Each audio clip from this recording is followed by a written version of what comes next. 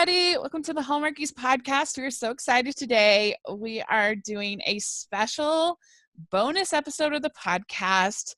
And this is all in celebration of today is my birthday. So it's very exciting.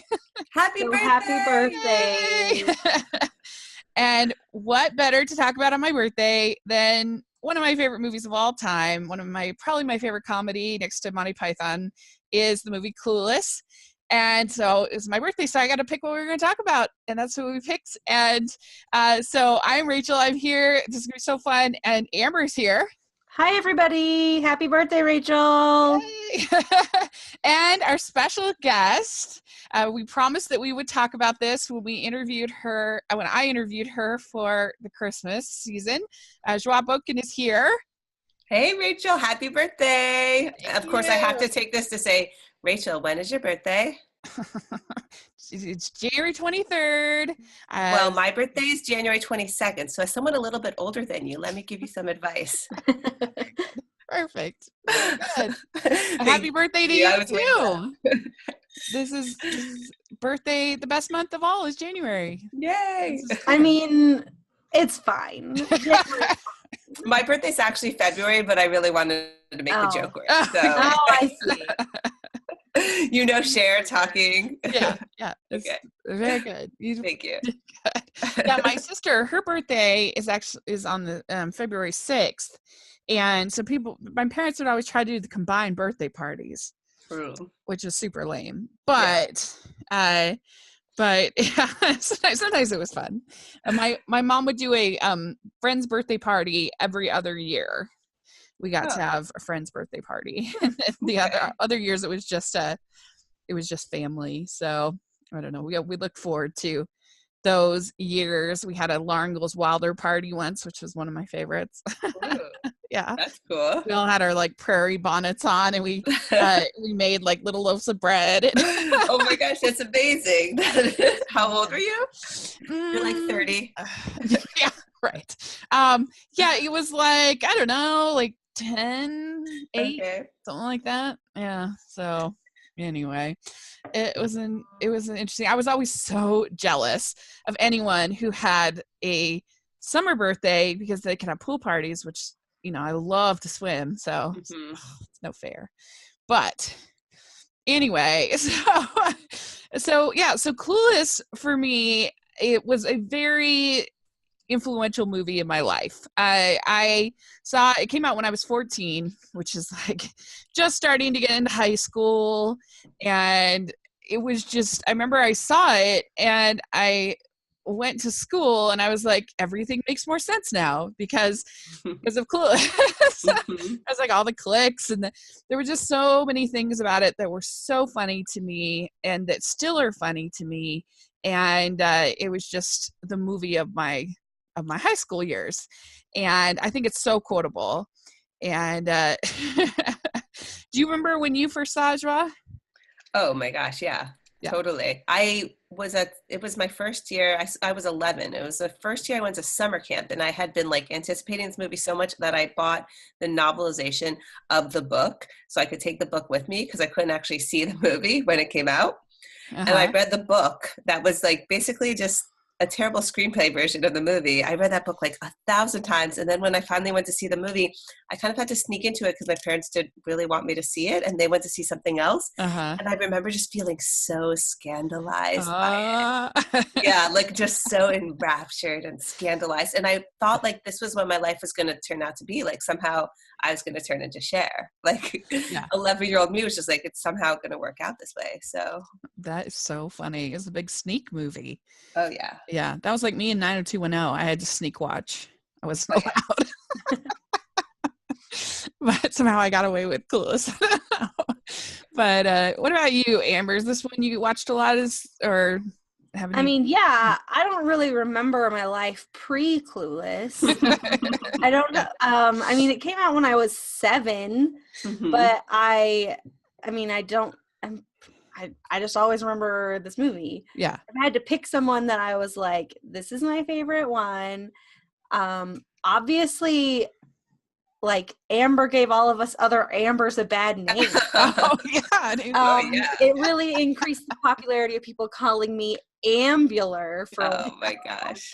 But I wanted to be Ty. Yeah. Ooh. Yeah. Well, I think Brittany Murphy, we'll talk about it more, but I think she does a really good job with that character of kind of making her and honestly, there's character you root for. Bigger diss in the whole world than telling someone that they're a virgin who can't drive. Like no one has ever been more sassy.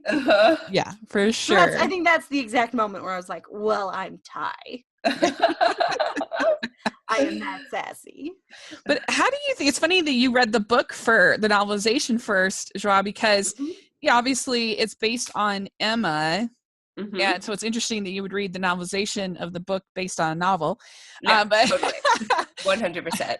But how do you think Amy Heckerling was able to do that? Was able to sort of tap into Emma and pretty much include all of the beats of Emma are there. Yeah. Mr. Alton is there. You know, Harriet is basically there in the form of Ty. How do you think she was able to do that so successfully? If you're asking me as a writer, I'd say like it's a dream project to have a structure that's laid out for you, and then just to come in and set it in a world is so liberating. But she did it so well. I mean, to me, this reads like a project where she was collecting material forever from her own life, from things that she was hearing, and then she just kept consolidating the gold and whittling it down to make just like one clever moment after another. So I think that having this really laid out structure allowed her just to like run free with it. Yeah. Yeah, I think so. What do you think, Amber? I don't know. It's just the best. I think that like Emma is probably Jane Austen's, like, it's interesting because it's her book, I think, that is the most sort of exposition heavy of any of her books, I would say. And I think that she was able to kind of get down to sort of the core of each character and what each character does, and then basically just put a modern spin on it. You know, whereas the other books I think are a little bit harder to do that, because so much is said through sort of breaking the customs of the day. So much is said that doesn't, I mean, it can be updated and people can do it well, but I think there's something about Emma that maybe it lended itself very well to this. Well, I mean, I think it's setting any sort of modern Austen adaptation in a high school setting is probably the closest to the society that people were living in during Austen times. Yeah. With like the, hierarchy of, social things and going to like events and having to have a partner to do things. Yeah, like, that's a good point. Yeah. Having a boyfriend is a big deal in high school. Yeah. Having a boyfriend in college is like, whatever, I don't care. No one wants those college boys. Yeah. But it's true. I've never thought about it, that Victorian literature like really lends itself well to high school hierarchies. Yeah, that's a really good point. How do you think that she was able to keep Amy Heckerling, how do you think she was able to keep Cher and Dion likable? Because I've always said that I felt like kind of that Mean Girls was sort of, the Plastics and Mean Girls were kind of the darker version of Cher and Dion. But I don't know, I think in most other stories they would be the villain kind of, but they're just, you always like them from the beginning, at least I do. Well, they're never trying to bring down anyone else. They're never like rude to other people. All of their meddling is trying to be like helpful, except for with Amber, but she's like they're equal. Yeah. Yeah. You never see them as like putting down people. Yeah. And they have good intentions. Everything Cher does from the moment we meet her is well-intentioned. It's just she's somewhat hapless and totally clueless. Yeah. And also, like, you have typical story elements, like her mom, we set up that her mom passed away really early on. And so it's like we kind of give her, we give her a little bit more room. The orphan pass. Yeah, the orphan pass. And then it's like she takes Ty under her wing. And again, we see she cares about her father. We see that there's a lot of little moments set up. Yeah, because she'll be sort of snobby about the Lodies who sit over on the grassy knoll, but like I think she learns. I mean, to be fair though, it's like they're just people who are like high at school. Yeah. Yeah. Like you can, people who are just like on drugs at school, you can kind of be like, they're kind of doing their own thing. Yeah. Yeah. Yeah. So there are, and I'll try not to just make this podcast just me saying all the funny quotes that I like. But I think what also makes it really work is just it's just so funny. From the very opening sequence with that Noxzema ad, you're laughing. And if you're laughing, it's hard to not like the characters. And I think that's exactly why she's so successful, is because she is self-aware in an odd way. Yeah. Mm-hmm. Yeah, it's true. Like, even one of the very first jokes is that that Deanna and I are friends because we know what it's like for people to be jealous of us. Get more self-aware than that. Yeah, and I think that her and Stacey, Alicia is great in the role. First of all, oh yeah, Alicia, and then her and Stacey have really good chemistry, and if the whole cast I think has really good chemistry. Did you ever read about like all the other people that were supposed to be Cher before she got the role? I remember vaguely, but why don't you tell us? It was like what Reese Witherspoon was considered. Sarah Michelle Gellar was going to do it. I think those are the main people. Yeah. So it's kind of like a Sex and the City thing where you're like, what if it hadn't been Sarah Jessica Parker? You know, like in this alternate parallel world, what would Clueless have been like with Reese Witherspoon? It would have been Legally Blonde, you know? I guess we know the answer to that. Well, yeah, like Legally Blonde is kind of Cher goes to law school. College, totally. That's all it is. And it's a genius for that exact reason. I don't know. Yeah, the casting was they really did a good job. I mean, the only time I guess Alicia had been in that, or Alicia, she had been in the Aerosmith video. Yeah. And but the only one of the cast that I was familiar with was Brittany Murphy, because she had been on a couple Boy Meets World episodes. Oh, well, and Brittany Murphy was not just on Boy Meets World; she was in the Torkelsons. Okay, Almost Home, the best TV show in the history. I don't know what that is. Yeah, I don't know that one either.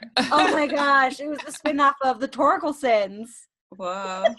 He was also in Pepper Ann, which is like my favorite TV show.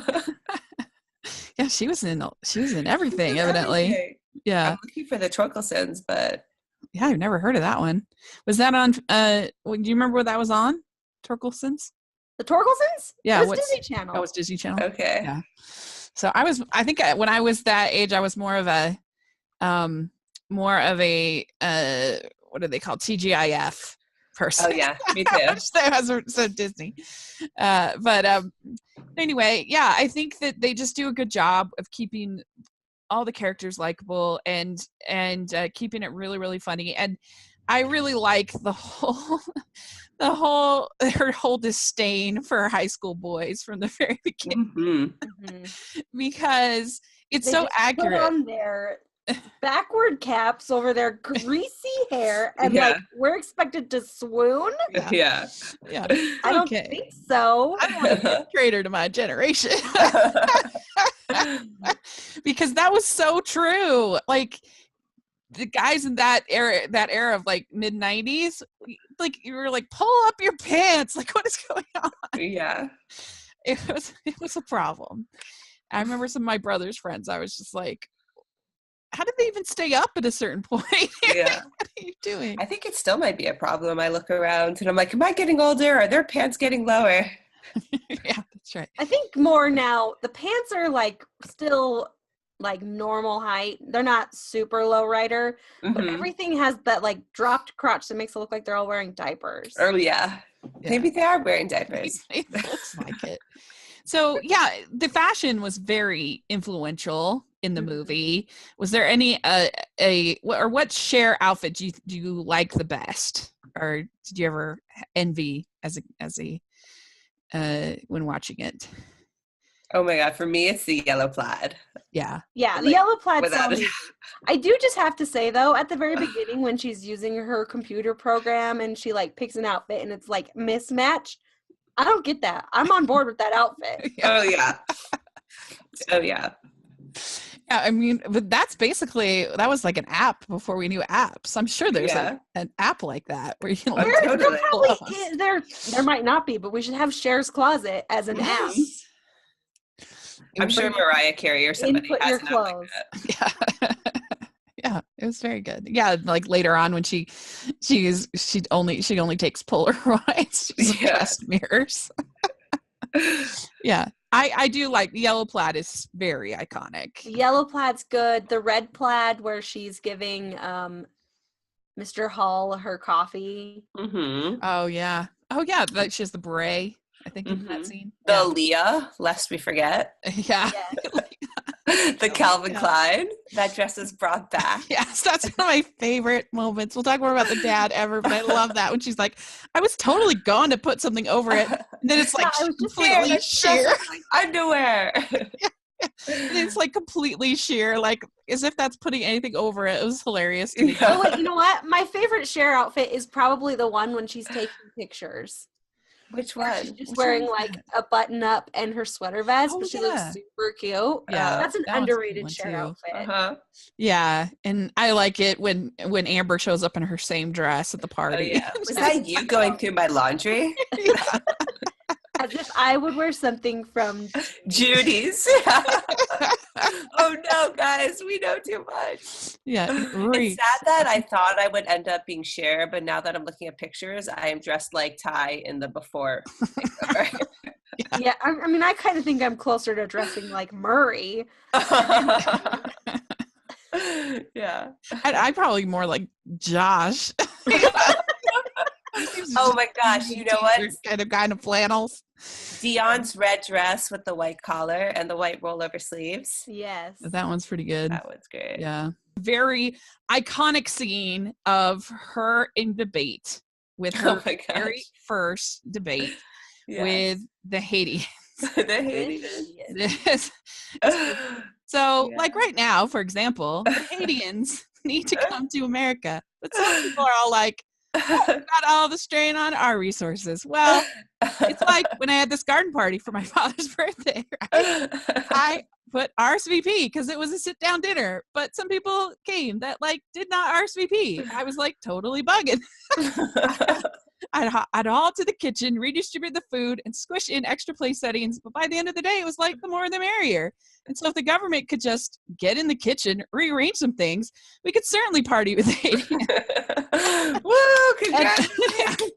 And I think that Amber totally cops out in not responding to this brilliant. She's the best. How can I answer that? She's talking about some little topic is Haiti. She's talking about some little party. Hello, it was his 50th.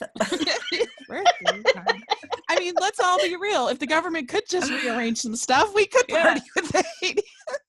And let me remind you, it does not say RSVP on the statue. Yeah, I think that Amber should get a very bad grade for. I love that part. One of my favorite things about that is that when they were filming, like Alicia Silverstone did not know that you're supposed to say Haitians. And so she said it when they were doing the lines, and Amy Heckerling was like, nobody say anything to her about that. Oh, it's so mean. Yeah. And I do have to say that I think that like Josh, like what college student is he supposed to be? I don't know any college students that are like, I'm going to watch the news today. Like, what's going on? Freshman, that's the kind. Yeah. He doesn't even take freshman psych. He wants to be an environmental lawyer, you know? Yeah. And so we also get to meet Wallace Shawn in this scene, who is just a legend. He is hilarious. A lot of people know him from The Princess Bride. And but this is another pretty iconic role for him, I think. And I think that he's really funny. He's a really good actor, good comic timing, and he's really good. And I like anything with him and Miss Geist is super cute. Oh yeah. And he must have enjoyed it, because how often does someone like him get to play a romantic lead role? That must have been kind of fun. So yeah, I like Sean, and I like Twink Kaplan as Miss Geist. Yeah, she's really fun. They were sweet. Yeah. So, all right. We're let's get back to the people we care about here. Okay. Yeah. So basically, our main character, we already talked about Amber, who's kind of her rival in the crew. And then there's Elton. And do we think that Cher actually does kind of flirt with him? Or does he have any point later on? Or is it just, he's just the worst? I don't know. He's just the worst. Yeah. You guys, I'm so down on Elton and Mr. Elton's in general right now. Yeah. Real talk. I was liking some guy, and then the other day, I was like, oh my gosh, he's a Mr. Elton. Oh. Yeah. And it was like, abort In mission. which way? Just like self-absorbed? Yes, and like thinks that he's super cool. Oh. And is just not cool. That's the worst. Yeah. Yeah. He has to go to the quad to get his Cranberry CD before somebody snaps. Oh yeah, totally. Which I love the Cranberries. I'm like, why did they have to get Cranberries to such a douche? That's too bad. But that's the thing. He was like a cool guy. His dad owned like StubHub, basically, like. Yeah. Do you know who my dad is, Cher? Me and Ty, we don't make any sense. Yeah. Yeah. And because you have to date somebody in high school who's on your same social stratosphere. But honestly, also, let's get real. How many times have we fallen for Christian? Because I know that. Oh my gosh, so many. Yeah. And Travis. Yeah. Well, yeah. So Christian comes in the middle of the movie, and I don't know about you guys, but I think it was my first gay character that I ever saw in a movie. I'm pretty sure, at least, that I certainly had seen like effeminate characters, but there was an outright gay character that was like that was ended up being loved and everything like that. I don't think I had, so it's kind of interesting that they make some jokes, and there's some funny things about him liking Billie Holiday and him being a Streisand listening friend of Dorothy and all that stuff. Yeah. But I don't know. I think it's kind of an interesting little touchstone. Mm-hmm. So, and then Travis is a lot of fun. Breckenmeyer as this sort of very, a very typical 90s teenager, your Kurt Cobain kind of guy that we all saw in high school in the 90s. And there was a kid I knew in my church who that was his big dream, was to take like a pilgrimage up to the Kurt Cobain, like, I don't know, there's some kind of thing up there, I don't know what, but anyway, it was like his big dream. And he's a total grunge guy. And that's kind of, but I think that Travis is sort of that guy with a heart of gold. Yeah. I don't know if I feel Travis as grunge. He seems more like skater rock to me, but I don't know. Yeah, I don't know. That's what it always hit me as, but I don't know. Do you have any thoughts about Travis? I was like a child. I like an infant, basically, so I didn't even know kids that age. Right. Yeah. Yeah, and he's very, very sweet. Like him tie bonding over Marvin the Martian. That's really cute. Mm-hmm. Yeah. And so yeah, that's and then you have Murray, Dion and Murray. Mm-hmm. And Donald Faison is so great. The man who's been in like a billion movies. Yeah. But they had a sweet chemistry, and it's kind of funny, and he's the whole dynamic of I don't wear polyester hair. I think that whole scene is really funny. Woman. Yeah. Sorry, what were you gonna say? I was just talking about that conversation where she's like, don't call me woman. And he's like, yeah. Yeah, the urban dialogue does have condescending, but not necessarily misogynistic overtone. Yeah. Really good. Yeah, when he's shaving his hair, that scene's really funny too, because that just totally seems like something my brother would have done in high school. Like he either had like this huge mop of hair, or it was like, I'm gonna shave it all off. One or the other. So that was funny. And yeah, I do love Travis's speech that he gives where he says, tardiness is not something you can do on your own. Many people contributed to my tardiness. And he goes on and thanks the LA City bus driver, the crew at McDonald's. Does Travis ultimately, does he like go sober at the end of the script? Yeah, he does. He does the 12 steps. Okay.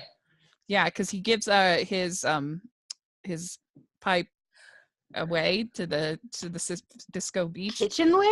Yeah, kitchenware. That's where I used to keep it. Yeah. And it's given a whole new clarity on my skating. Mm-hmm.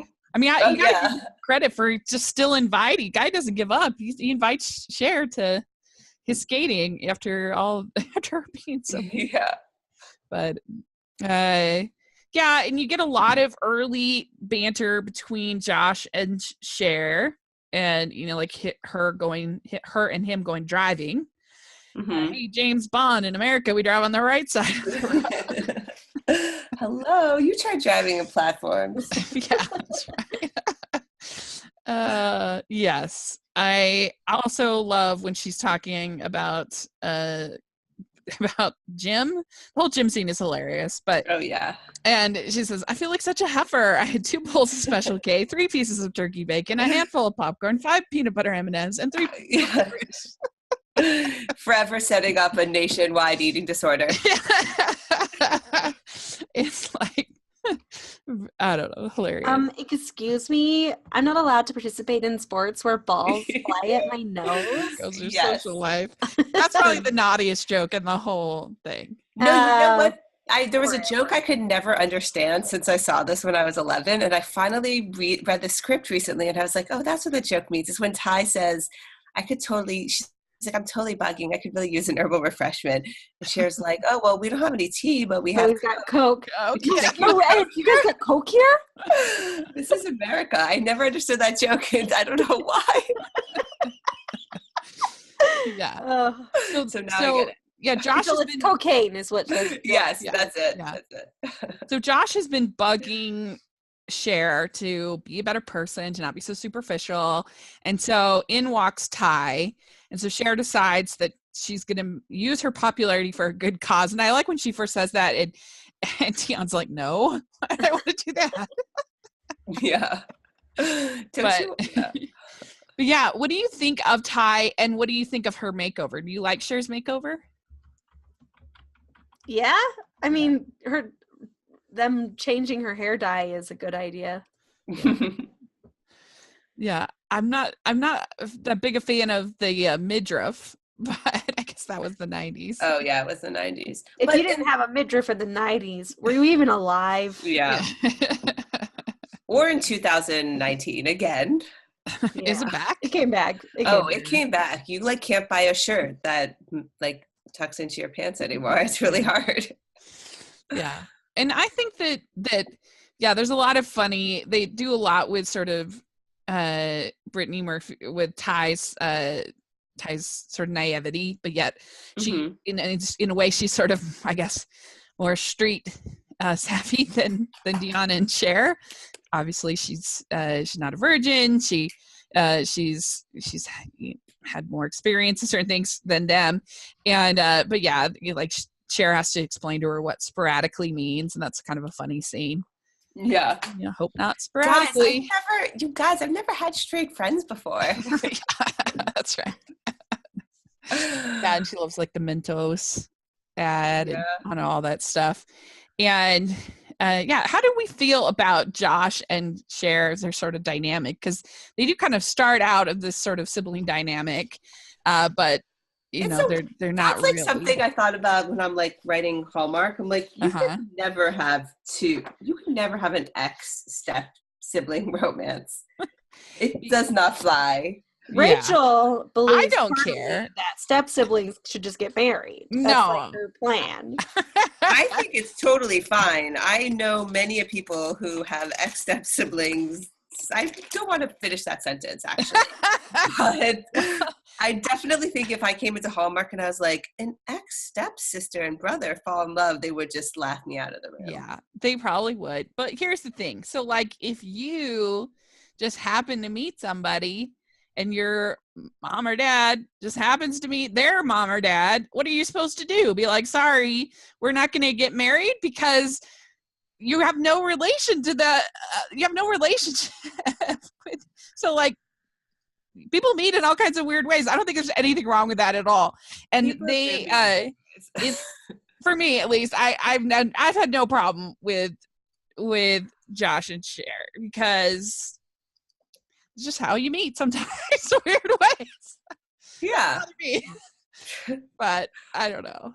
I mean, I would have liked a little bit more information. How long do they live together? What was the situation like? Like, how much of a brother and sister were they? He was hardly even married to his mother, and it was 5 years ago. What exactly does that mean, though? I don't know, but I think that's what she says. That's the quote. So 5 years ago, so she's 16, so it was when she was like little. 11. Yeah.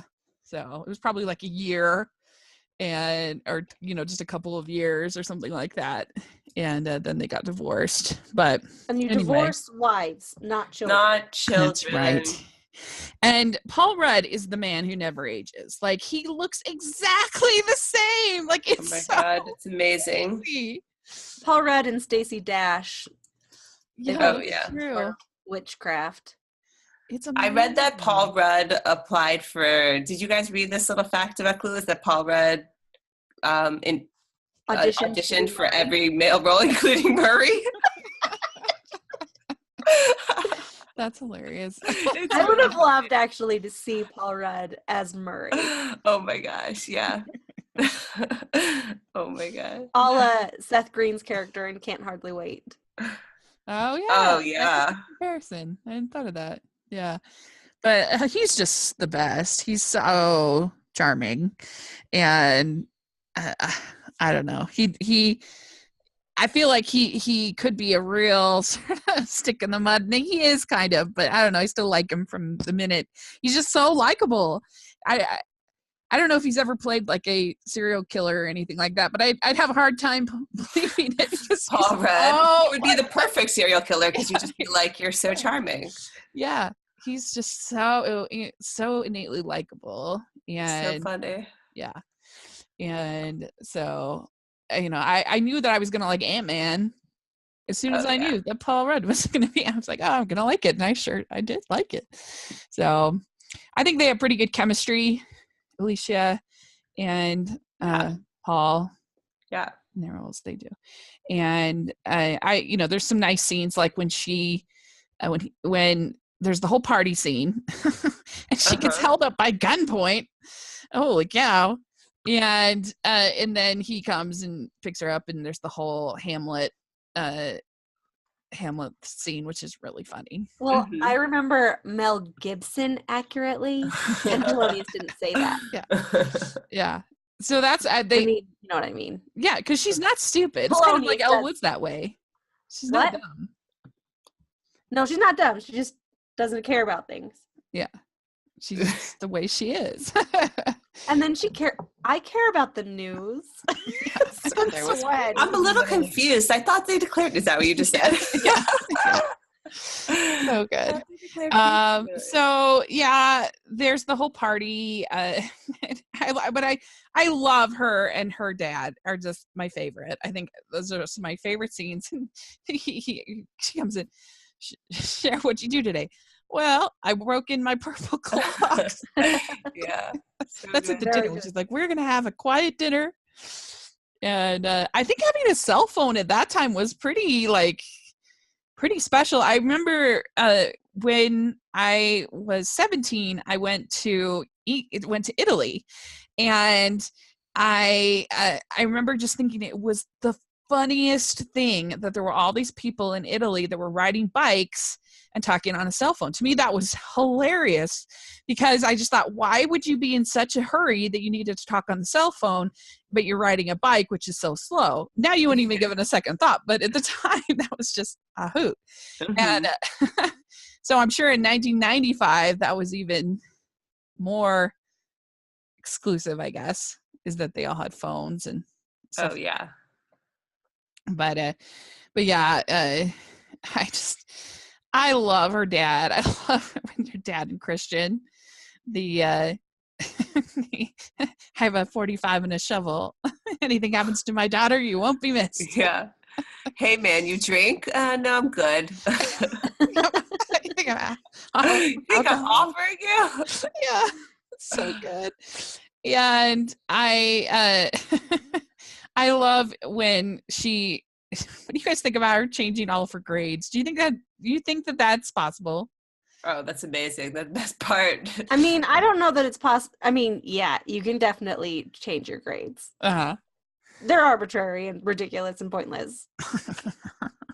It's just so good. Cher, I couldn't be happy. Like, that's kind of like my motto in life. Like, yeah. I could not be happier if it was based on real grades. Yeah. Which, yeah, he was like a homeschooler and he didn't even know it. He's a very free schooler because, yeah, as long as you're learning what needs to get learned, a lot of that stuff is I don't know, is silly. But yeah, Dan Hedaya as her dad is just the best. Yeah. So funny and sweet too. They have a lot of sweet moments, like, when he says that he hasn't seen such good doing since her mother. It's really sweet. And the whole scene with Elton, where he says that they belong together, and then even if she was being a jerk, pretty rude of him to drop her off in the middle of nowhere. Like, what?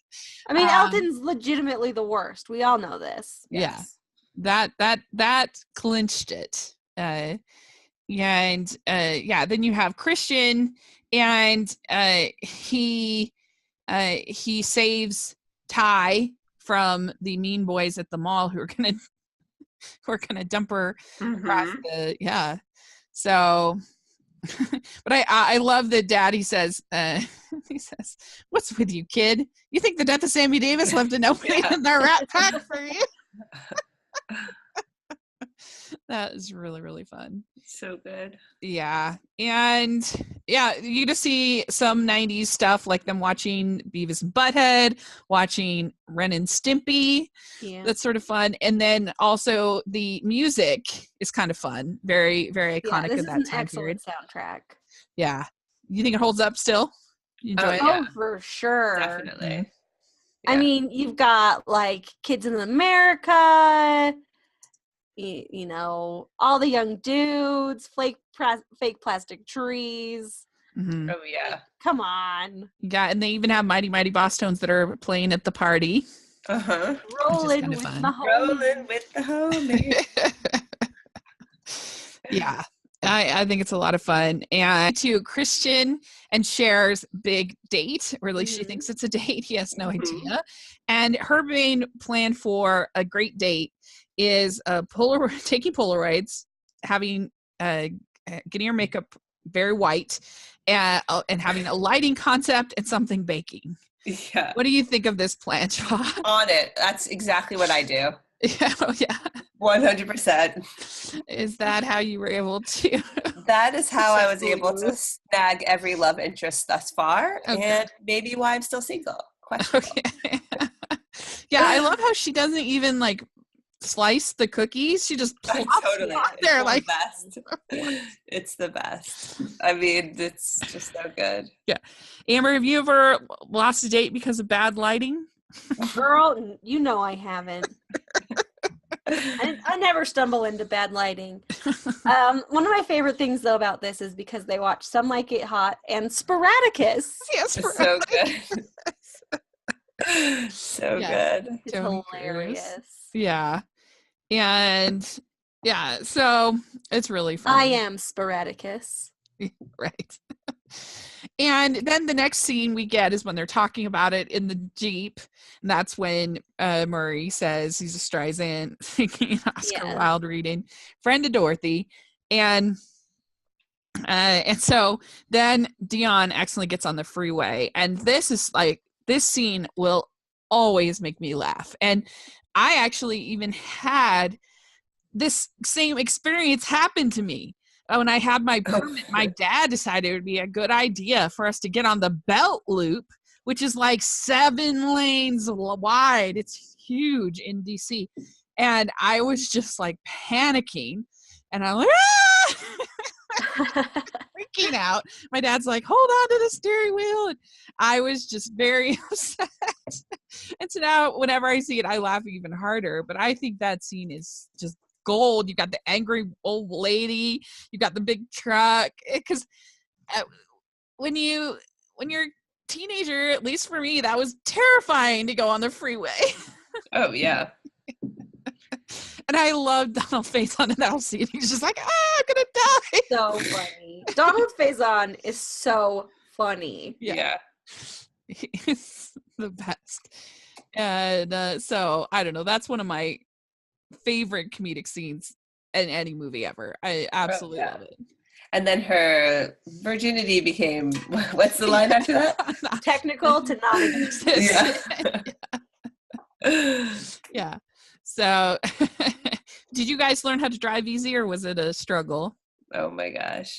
It was so easy for me. Was it? Yeah. It was really hard for me because I have a lazy eye. So like it's hard for me sometimes to really focus the way on things. And like, it was a miracle I passed the driver's test because I had to parallel park in Maryland. Oh yeah. That was extremely difficult for me. I'll tell you a fun fact about me. Never passed a driver's test. Didn't get my license until I was like 20, I think. First time I got into the car, ran a red light. The guy was like, the test is over. Get out of the car. That was it. Second time, I took the test. I got in the car. I went through the driver's test. At the end, the guy grades my test, and I have my dad, my brother, and my mom there with me. And I'm like, "Look, I passed." And then my brother looks at it. He's like, "You didn't pass. The guy just did the math wrong." And then we looked at it, and we were like, "You're right. I didn't pass, but I still got my license." No way! That's so funny. So I'm still waiting to pass that driver's test. I got 100 on the written portion. Oh my gosh, what? And a 98 on the driving. Who are you, Amber? I'm just like a really good driver. Did you guys have to do parallel park? Yeah. Oh man, wow, you're good. Yeah, I became good at parallel parking. Well, good quotation marks at parallel parking later. Once I had an apartment, you had to parallel park, but it was tough for me to learn. And I made the mistake of signing up for, because in Maryland they didn't have driver's ed as part of school like they do here in Utah, and so I had to go to a private one, and I made the mistake of signing up for one of my lessons to be on stick shift, manual, whatever. Mm-hmm. It was rough. Oh yeah. It was rough. But anyway, it was very memorable. And yeah, I think I ended up having to take the written part twice, and I definitely had to do the driving part twice. And but I actually had a deadline because they had changed the rules in California that you had to have an adult present with you for like your first year or two or whatever of driving, or somebody, a licensed driver. They had some change to the rule. And so I was like, oh, I don't want to do that. Because I was going to be going to community college. My family moved out of California. And so I had like 2 weeks that I had to get my license in Maryland before we moved. And anyway, and so I failed it once, and then it went back second time, and I passed, and I was just dying like of excitement. I called my dad, and I'm like, yeah, I passed the test. It's such a miracle. Because it was rough. I've never been a great driver. If I could live in a place where I didn't have to drive, I would be very happy because I don't like driving. So Anyway, and I especially don't like driving in the snow here in Utah. Yeah. Okay, so then Cher goes when she fails her driver's test. That guy is pretty hilarious. Just, girly, I might as well be the god of the DMV. Uh-huh. That one's good. But anyway, yeah, and that's when we get Ty saying you're a virgin, you can't drive. And then we get the whole sequence with her rage shopping. Oh, yeah. Everything I think and everything I do is wrong. And all boiled down to one inevitable conclusion. I'm totally clueless. Totally clueless. And we get all by myself there too. That whole number and then the water fountain goes and she realizes that she says, so he's kind of a Baldwin. Yeah. So and then she gets a cute advice from her dad, and she says, Daddy, did you ever have a problem you couldn't argue a way you're out of? And he says, tell me the problem and we'll figure out the argument. And then she explains, and she's like, I'm not sure I want you with a stupid fellow. Yeah, he's a do-gooder type. Yeah, he has a heart of gold. Her dad, Mel. And so that's when Cher decides to do a makeover of my soul. And she talks to Miss Skice and starts the Pismo Beach disaster relief. And those people at the Pismo Beach were getting some really good stuff. Yeah, the skis. Yeah. They lost everything. That includes sporting equipment. Right. And she divides I think she has like caviar and stuff she's taking. And did you like that red caviar, Dad? Yeah. So she's dividing it into appetizers and entrees. And and then and Mel says, Josh, is this your influence? And then we get our scene with Cher and Ty make up, and you have the whole skateboarder thing, which is very very 90s, that whole skateboarding thing. And then you have Cher helping with the lawyers, and the guy is a total jerk. And he's like, you do whatever you want with your butts. I'm calling it sick. Yeah. And then we got our cute little scene on the stairs.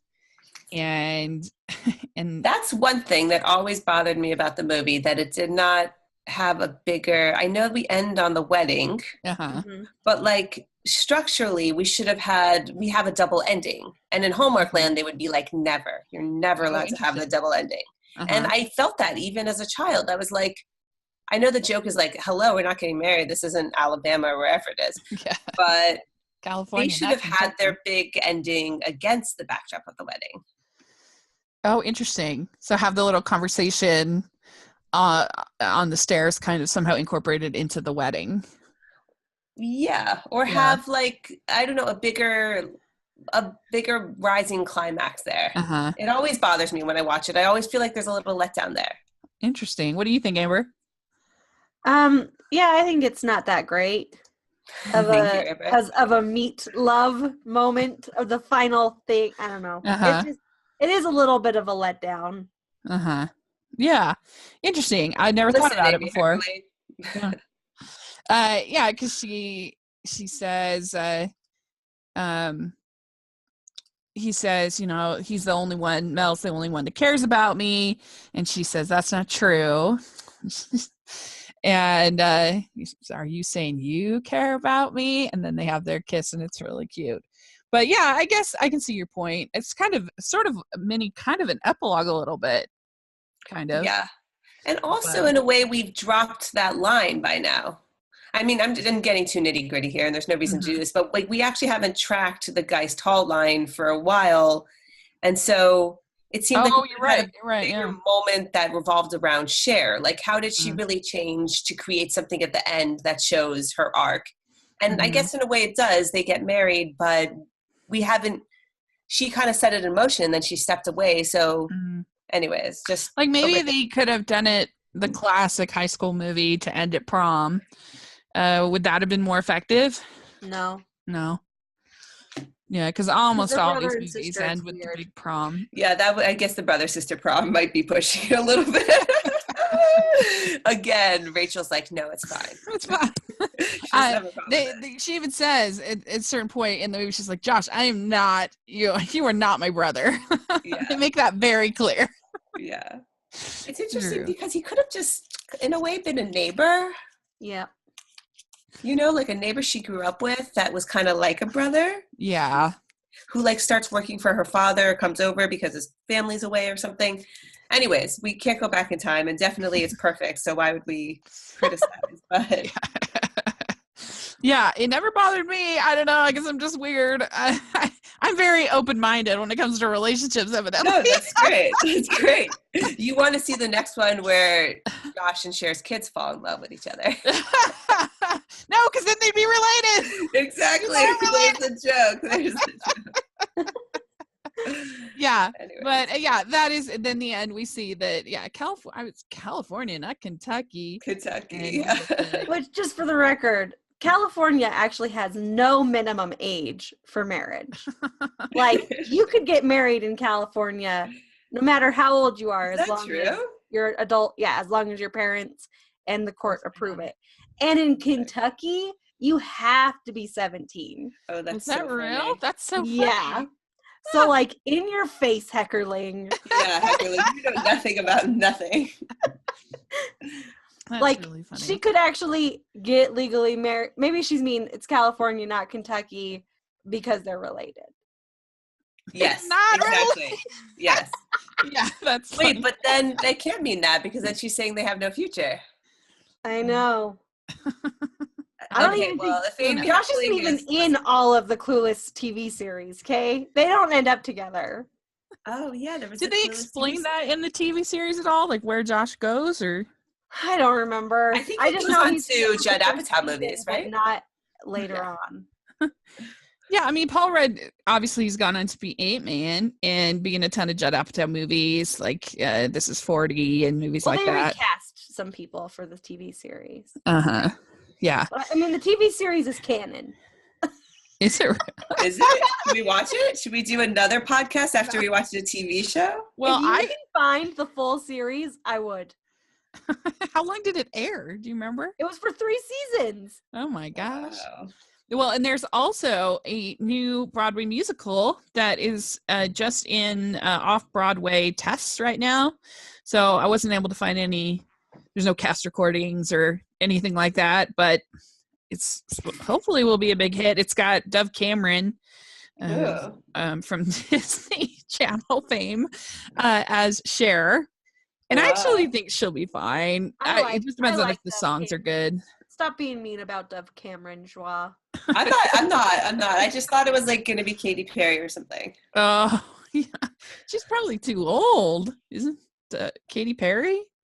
I don't know. Play Cher? Dove Cameron's 23. Oh, yeah. Yeah, but it'll just, they're obviously trying to monopolize off of the recent success of the Mean Girls Broadway musical. Yeah. And of course, a while back there was the Legally Blonde musical, so we'll see if it's any good. Who knows? I don't know, but anyway, I'm down to watch it. Yeah. And there is talk of them doing a remake. About this, about the Clueless remake. I feel terrible about it. Thank you for asking, Rachel. I feel like do not remake something that's perfect. Like I just watched Willy Wonka and the Chocolate Factory with my son, and I had to explain to him, like, this is the new one. There is an old one. Which one do you want to watch? I showed him both trailers. Of course he picked the new one. So then we watched a new one, and the whole way through I'm like, this is a wonderful movie. It's great. I love everything about it. Also, they could have just made a separate movie. Yeah. It could have been just a sequel. Don't remake it. Well, and especially because Clueless is such a creature of its time. You know, it's so tied back into, I mean, I'd almost rather them just pick another Austen novel and make it, like but that that's would be what fun. they're going to do. They're going to set the same exact story just in a different time. It'll be set in like the 2010s, which are the new 90s. Yeah, which is a terrible idea. I mean, I don't know. It just seems like I don't know. I guess with good writing, anything can be good. And this is the team behind Girls Trip, but they also did like Night School and some other stuff that I'm not a fan of. I got down with Girls Trip. And so we'll see, but I'm skeptical. I mean, let's be honest here though, Rachel. We will watch the hell out of that. Yeah, we will. We'll come watch back it over and over, and then we will make a podcast about it. So for all of our griping, I promise we'll do that. We'll watch the musical. Watching the novelization of this remake of the movie based on the novel by Jane Austen. Yeah, I mean, we'd have like a whole sort of Emma episode where we cover Emma and then we cover Clueless. Movie to me is just really special. I think what makes it work is that it's just so funny, first of all, and it has a classic formula executed well, and it's based on Emma. You can't get more classic than that, and it was just cast so well. It's got heart with all the humor, and that's why I just think it works. And maybe, who knows, maybe it would work as a remake, but because it is just it's kind of timeless, which is interesting because it has so many. It is also a creature of its time. It's like it does both. Yeah, totally. Which is really amazing. Interesting. It's a masterpiece. It is a masterpiece. Really is. It's one of my favorites. And so thanks so much for coming on and talking about this. Amber we lost her. Yeah. I hope she's okay. Yeah, she's fine. She got cut off for some reason. Her room, I think, is in sort of the basement, and sometimes the internet can be a little not great. So anyway, that's what happened to her. Okay. But I did ask on Twitter for our listeners to share their favorite quotes of Clueless, and we got a few responses. We have from Ashley. We have, I can't choose a favorite quote. I love any scene with Paul Rudd as Josh, though. So yeah, Paul Rudd is the best. Greg McBride says, I like totally paused. Yes. That's really good. And then Georgia has the freeway scene, which is my favorite. And then Single Girl Table for One, it says, has the there goes your social life scene at the tennis. Becky from Serious Chick, she says, you're a virgin who can't drive is her favorite. That Beth says, I don't know if I can choose. It's so good. One thing I remember is just wishing I could have her closet and the program that helped her pick out outfits together. And Tony, let's see, Tony Shallow, right, has the scene where she falls off the bed. Trying to get, I mean, Christian, he's pretty clueless. Oh yeah. Speaking of clueless, he's pretty clueless with what Cher's trying to do there. But I mean, she's in a red skimpy dress. I don't know what else she could be doing here, but anyway. So that's what our listeners had to say about Clueless. Great. And so let us know what you think about Clueless. Is it a favorite of yours? What parts do you think are funny? That would be great. And so thanks so much, Joie, for coming on the podcast and talking about Clueless. This was very fun for me. And happy birthday, Rachel. Thank you. Big 3-8. Oh dear. 3-8. I was going to say 23 again. Yeah, right.